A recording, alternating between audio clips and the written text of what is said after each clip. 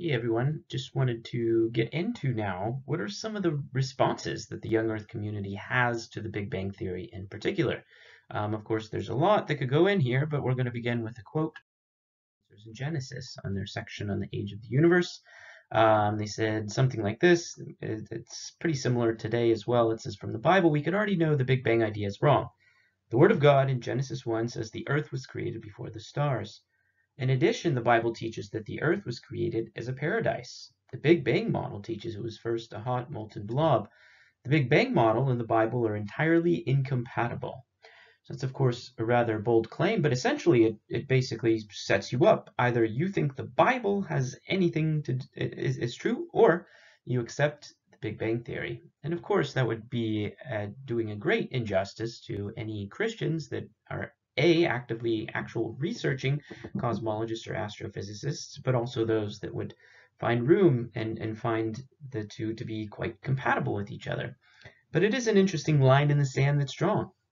It's that, well, based upon one's particular interpretation of the Bible, it definitely is in conflict with the Big Bang Theory, that's for sure.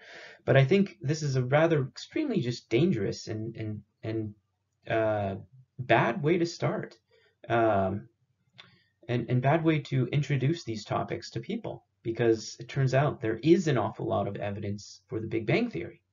And a more accurate statement would be that the Big Bang Theory and the young Earth creationist interpretation of the Bible are probably, at least on a surface level, certainly incompatible, though it is possible that God created the universe and did all of the interactions in his mind that we would expect to find. And we'll look at some of the explanations for in the universe. But this is a fairly common catchphrase. Here's an example going back to 1989, and I thought this was kind of an interesting time machine. You might say, why are you grabbing something from 1989? Because the types of arguments haven't really changed, but many of the things that were problems in 1989 are no longer problems. And some of them have absolutely nothing to do with the Big Bang Theory, which is one thing that is also really important. So basically, the idea is, I guess this is some professor who said, in the beginning, the cosmic egg appeared no bigger than an electron. At 10 to the negative 33 seconds, it was the size of a grapefruit. And then, of course, so on and so forth, the student is supposed to raise their hand and says, how do you know? Were you there? So basically, that means that we can't know anything about the past. So for example, our study of Big Bang nucleosynthesis, even though it is the only model that can account for the distribution of atoms in the entire universe, you could just say, how do you know? Were you there? You must be wrong. Even though the model actually accurately describes and has even predicted the types of elements we should find in our universe. Specifically, this is kind of interesting. At the bottom it says, did you know that the evidence for the Big Bang Theory is missing? Now it is interesting, of course, in this kind of pop article written by Kenneth Ham, when he was with the Institute for Creation Research, is that he doesn't discuss any of the actual evidence for the Big Bang Theory itself. So there's no discussion of the equations of general relativity. There's no discussion of the redshift and the expansion of the universe. There's no discussion of the cosmic microwave background. There's no discussion of nucleosynthesis. And that's really interesting that all of the evidence he just completely ignores, and then talks about some things here. But then included this nice little statement. Carl Sagan's Big Bang Theory is wrong. How do we know that for sure? Because God was there, Carl Sagan wasn't. God knows everything, Carl Sagan doesn't. Now, it's not Carl Sagan's Big Bang Theory. It was a model that came into existence long before Carl Sagan started doing much astrophysics. But I find it really interesting that this type of thing is also done with the theory of evolution. It's Charles Darwin's theory of evolution is wrong. How do we know that for sure? Because God was there, Charles Darwin wasn't. God knows everything, Charles Darwin doesn't. So basically, the idea is that because human beings are limited, then, well, I don't know. I guess you can just dismiss anything that someone has to say when it contradicts with what you think God said. So anyways, but the interesting thing about this is which of these on the right has anything to do with the evidence for the Big Bang Theory.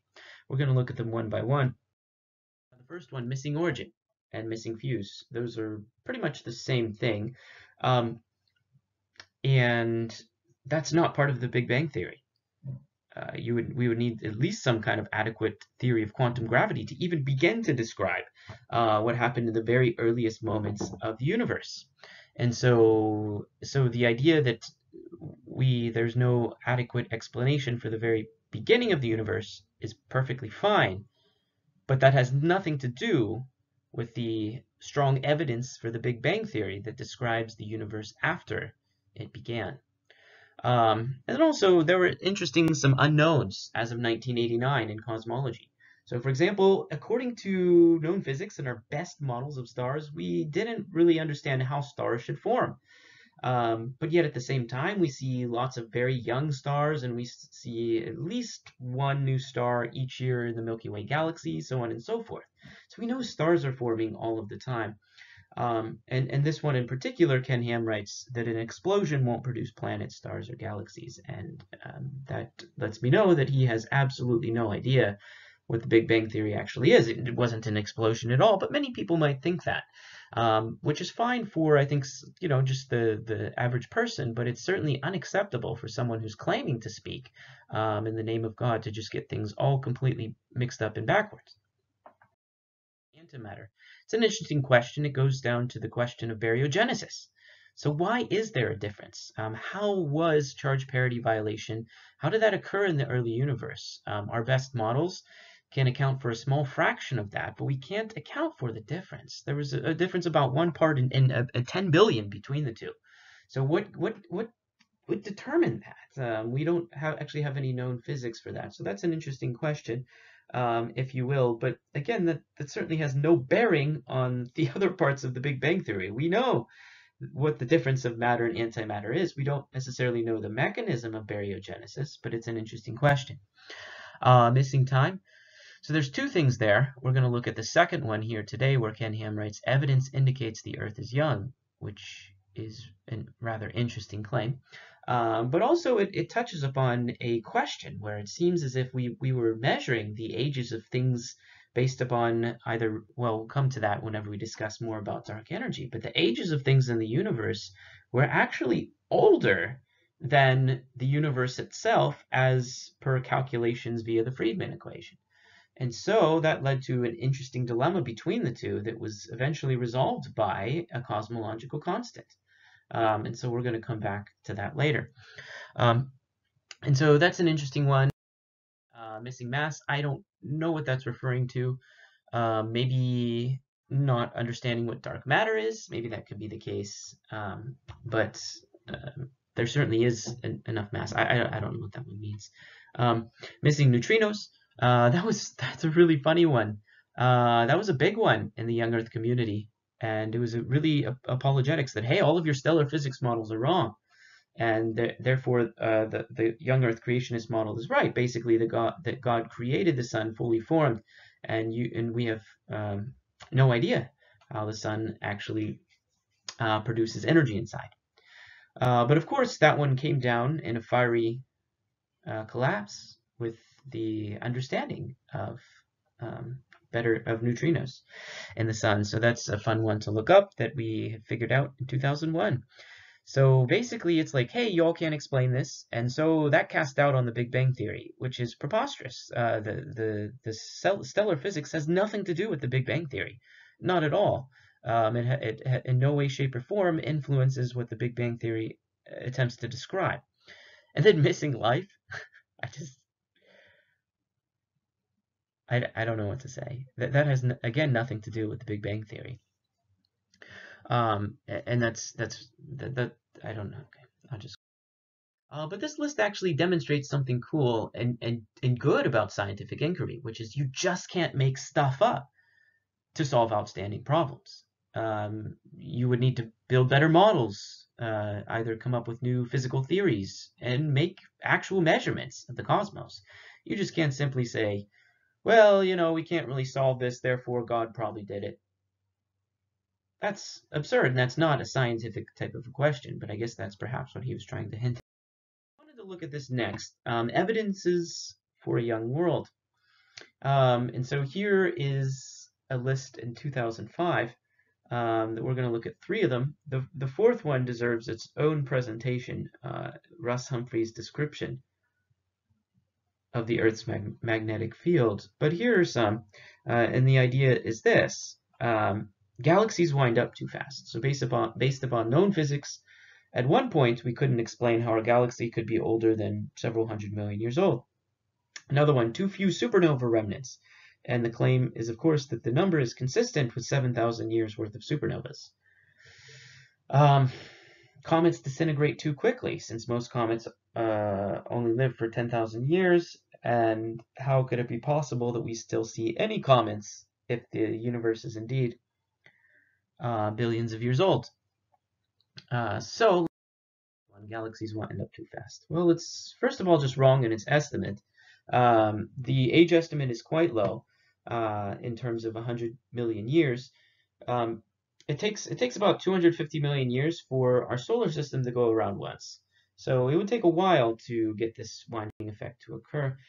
But it would really only be true if our spiral arms were solid objects. But they're not. They're density waves. But for some reason, Russ Humphreys just dismisses the actual explanation and says, "Oh, that's not an explanation. It's not one at all," which is interesting.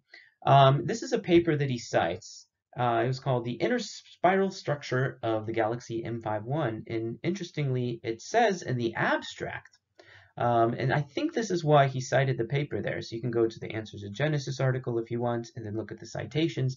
And paying attention to the sources is really, really important here.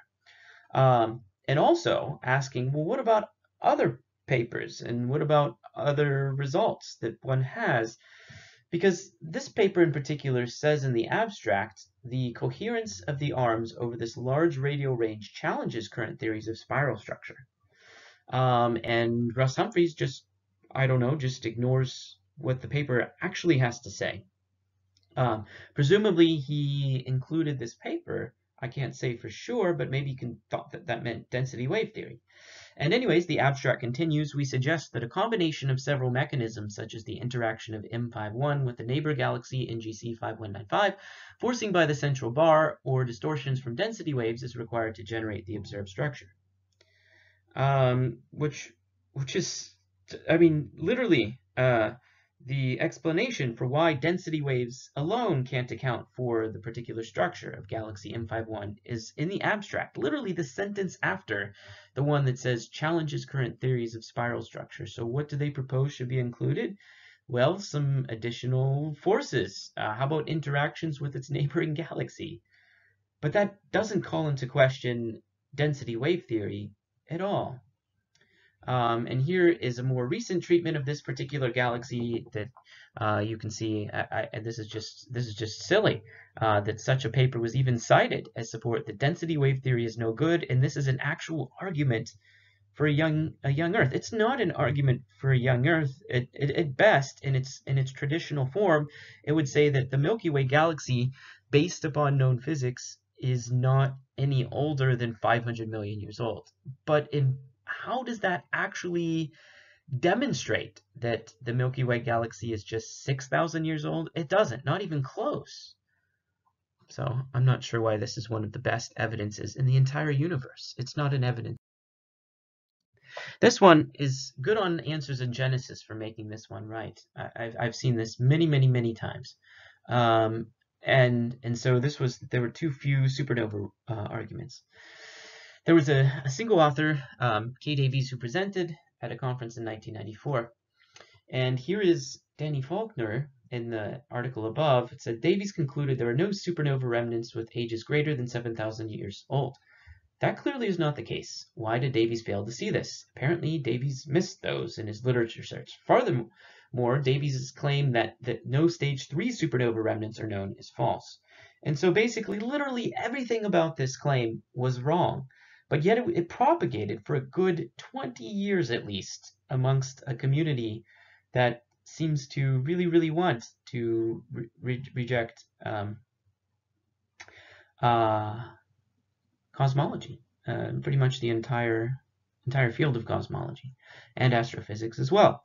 But this is a bad one. I mean, this is something that is kind of a bit of a joke. I mean, even in 1994, if one actually read literature on the topic and didn't leave things out and didn't just cherry pick results, you couldn't have concluded that. And this is something that obviously cosmologists knew quite well. But at the same reason, this particular paper, it sounded really good, but it was based upon a lie. So. But that was in 2005 listed by Russ Humphreys, who is one of the most widely published, I guess, published in younger websites and stuff, physicist that they have. But yet he clearly didn't bother to check this himself and just took someone's word for it. I don't know how that is possible, that this is something that was one of the best evidences for a young universe, and it was based upon a lie in the first place.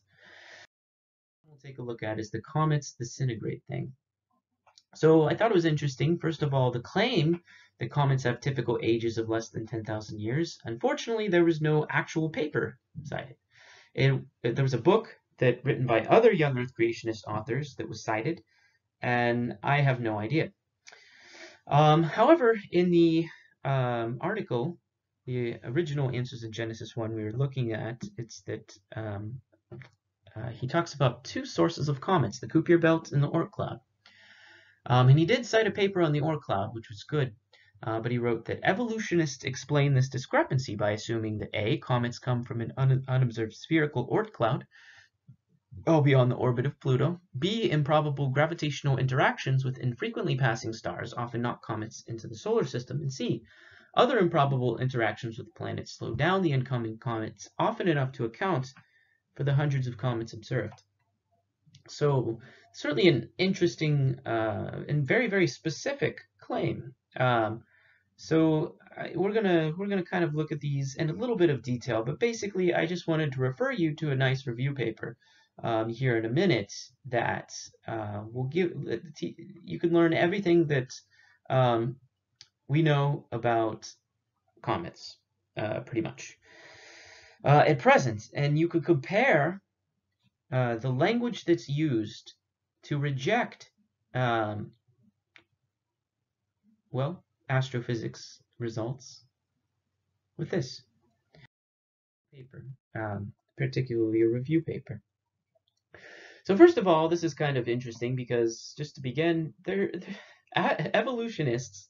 I have no idea why he uses that term. Well, I do know why, but it's ridiculous.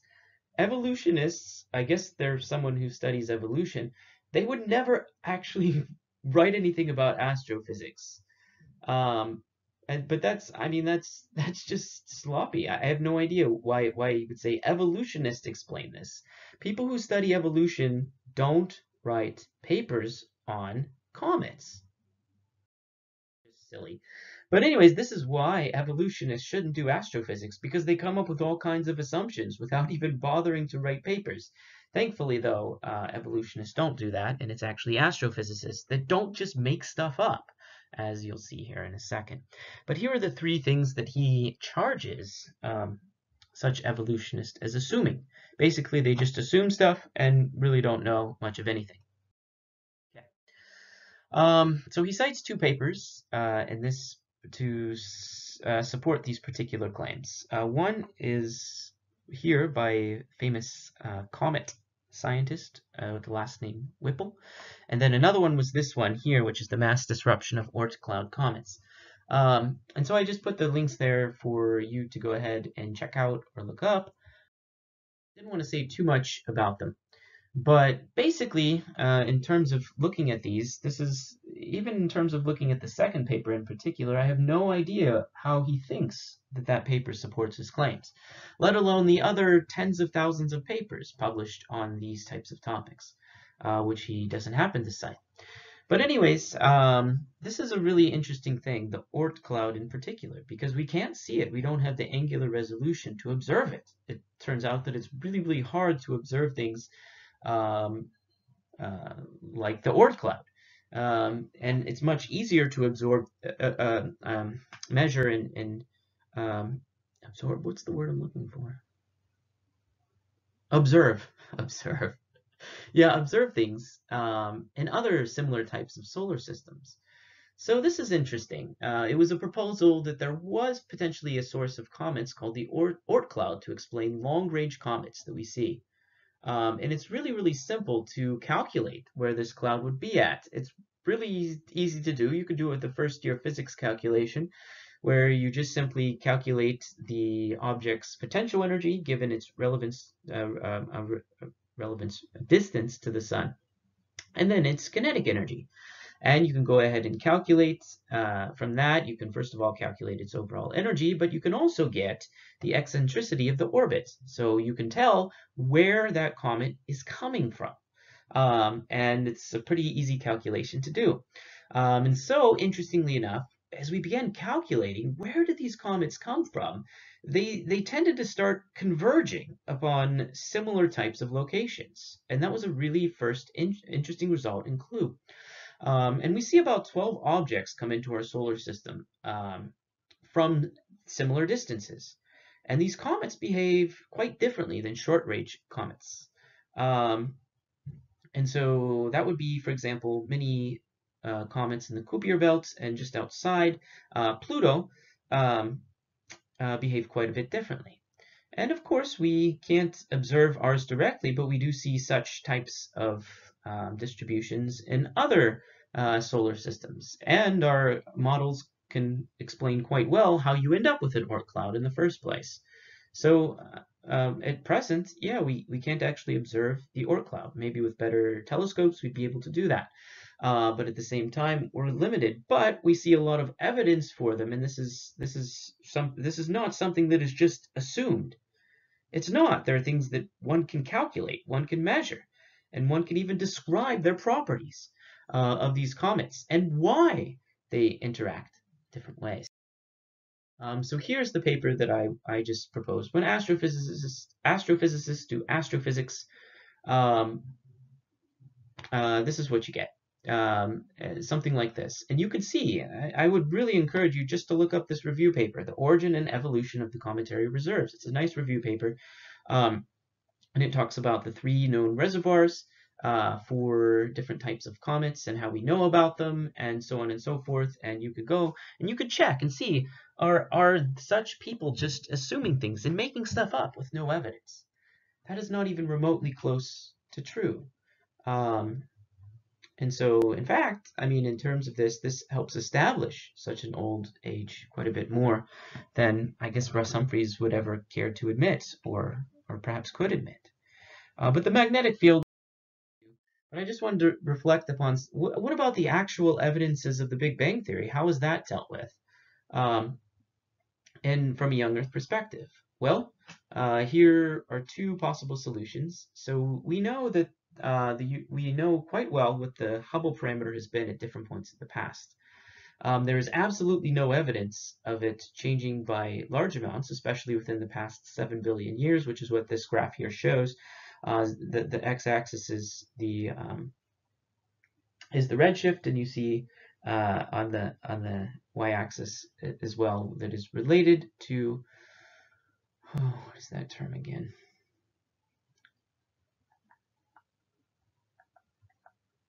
I don't remember, but it's on some kind of straight line. That's important. All right, I'll have to come back to that.